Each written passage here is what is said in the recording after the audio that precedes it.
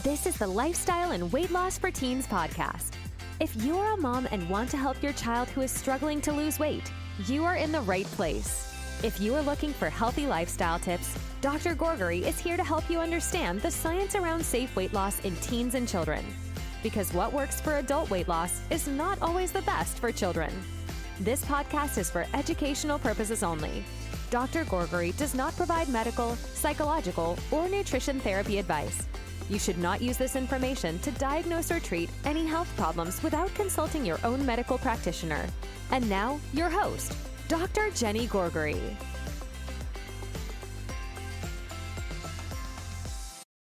Welcome to another episode of the Lifestyle and Weight Loss for Teens podcast. This is Dr. Jenny Gourgari, and on today's episode, I decided to talk about why eat less, move more is advice that doesn't work for teenagers with insulin resistance, prediabetes, teenagers in unhealthy weight that want to get into a healthy weight. I have personal experience. When I was a teenager and I was overweight and I wanted to get into a healthy weight, I was told by my cousin that, oh, you should be on a diet. I'm like, what is diet? Like, I didn't even know what a diet was. She told me, oh, you will just eat tomatoes, and tomatoes have no calories. And if you eat a lot of tomatoes, then you will get into a healthy weight, you will lose weight.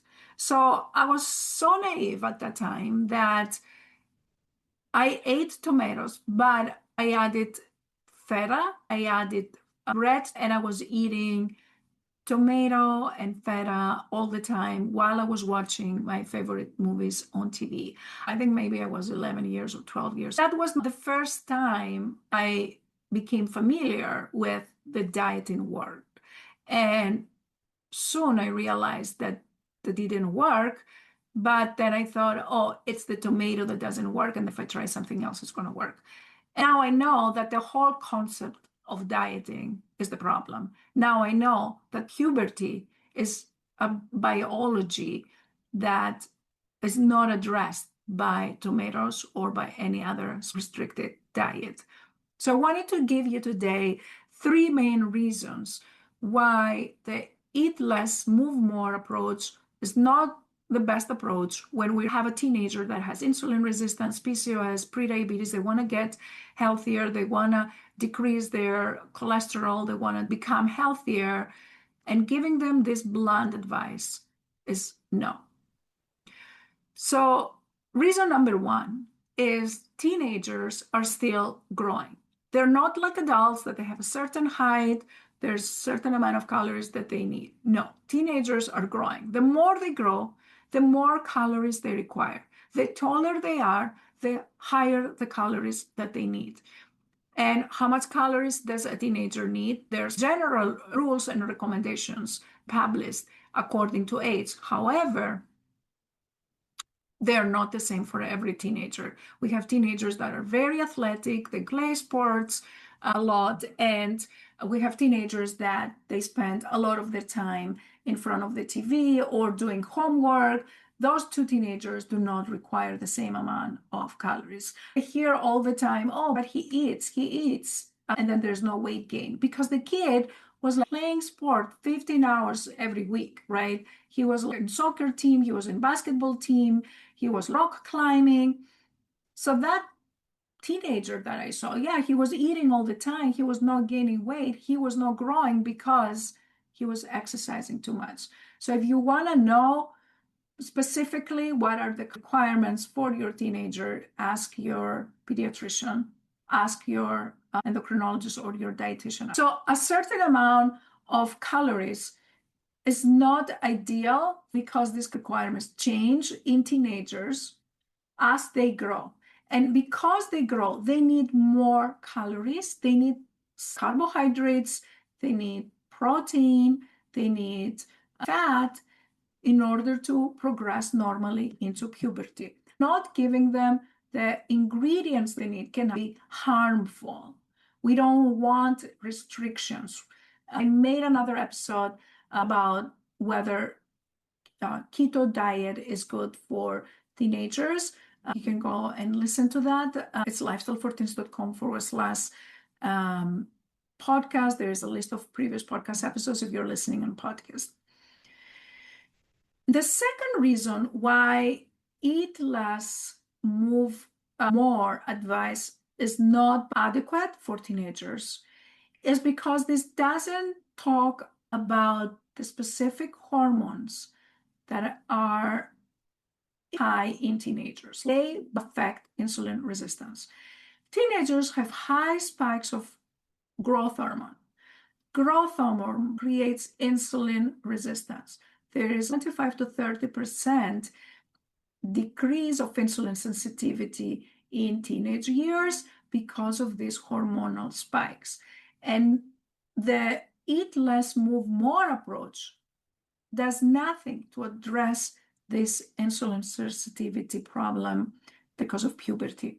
So we don't need to eat less. We need to eat better. We need food that is healthy, that it does not exacerbate the insulin resistance of puberty. Teenagers need healthy meals, ideally meals that have protein, fiber, vegetables, and it doesn't matter if it is the same amount of calories.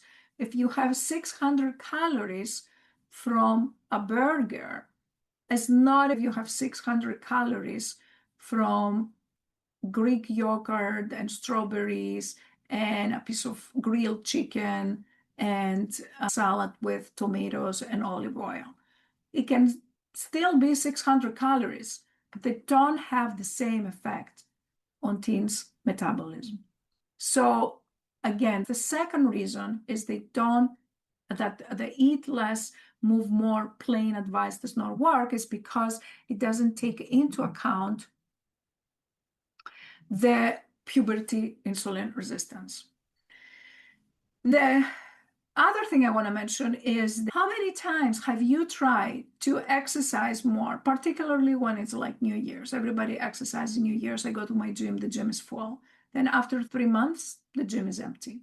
Like you go and do something that somebody forced you to do because you have prediabetes or because your mom told you so or because you're scared for something, right? It will have some effect for some time and then it will wear off.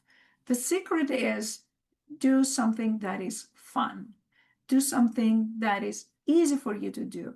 Do something that you do with your family, with your friends, with the people that are around you in your school, so that the part of movement is not just the exercise, it's not this mundane that you have to do because you must exercise, but it's part of what you do. You move because you play basketball with your friends. You move because you like dancing. You want to be healthy. So all those things are great things that we want to do to make exercise fun and to make it part of our habits. So I know it doesn't work because I did it, and I used to hate exercise.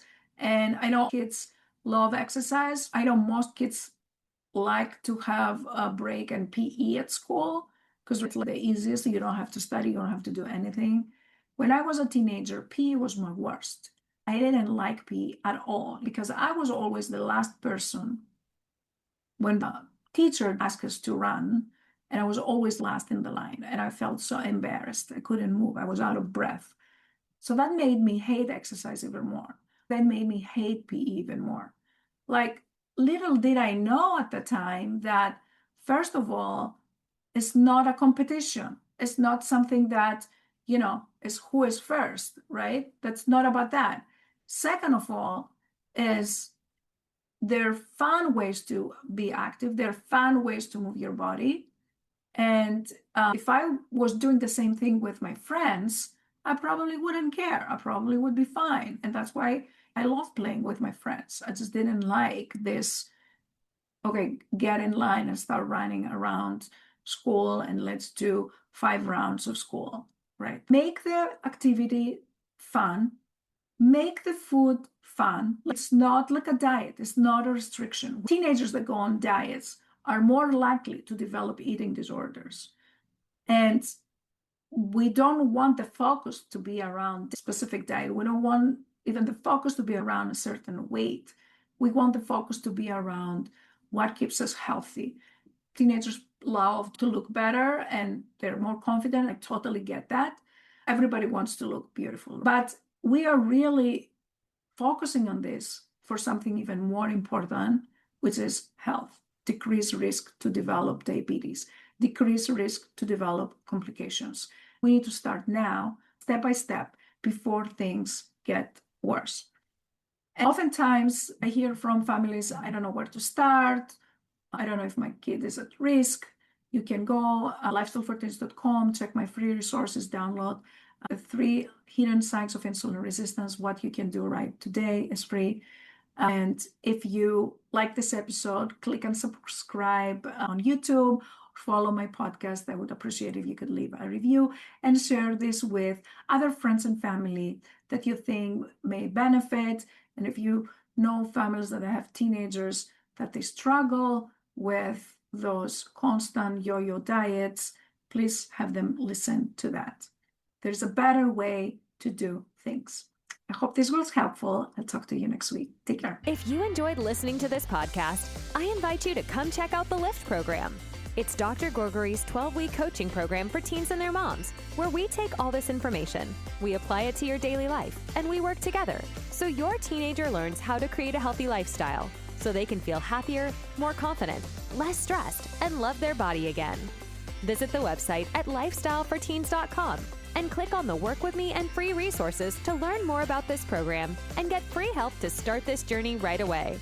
Thanks for tuning in, and we'll catch you in the next episode of Lifestyle and Weight Loss for Teens.